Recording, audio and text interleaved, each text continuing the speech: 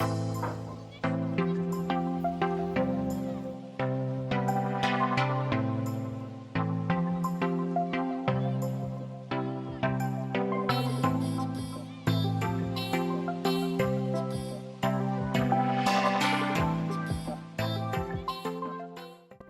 time to cook. Welcome to Marj Kitchen Recipes.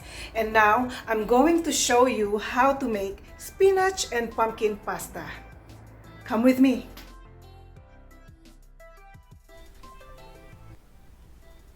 For the ingredients, you will need 1 kilo of pumpkin or squash, 500 grams macaroni pasta, 100 grams spinach, 3 cups shredded cheese, 1 cup milk, 2 tablespoons cooking oil, 5 cloves of garlic chopped, 1 onion chopped, salt and pepper, and seasoning.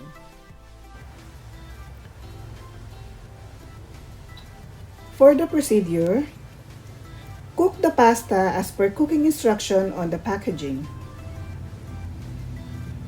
I cooked my pasta for about 15 minutes. And then, drain the pasta and cool it down with running water.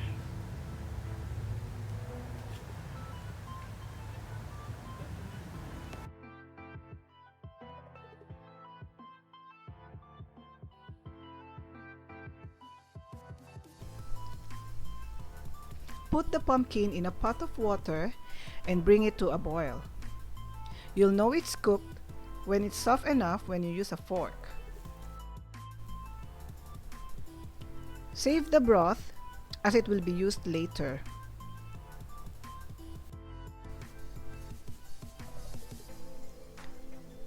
Heat up the oil and saute the onion,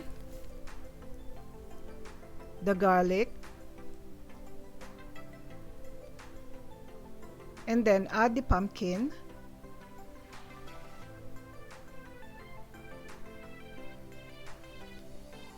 salt, and pepper, then add the seasoning. Put the mix into a blender and add some broth. And blend until the consistency becomes like a sauce or a thick soup.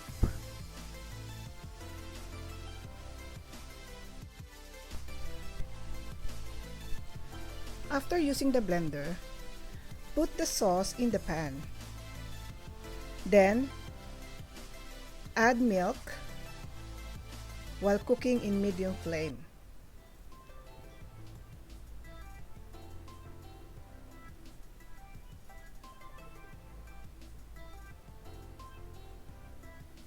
And then you can add the spinach,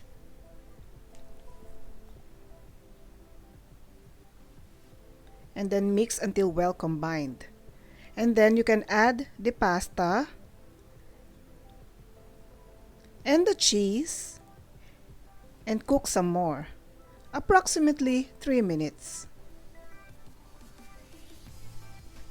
After cooking, transfer the pasta into the dish.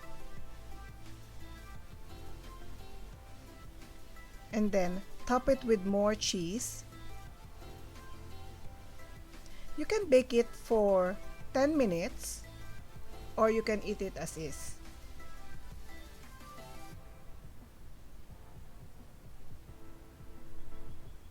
Now your pasta is ready. Thank you for watching. See you on my next video. Bye!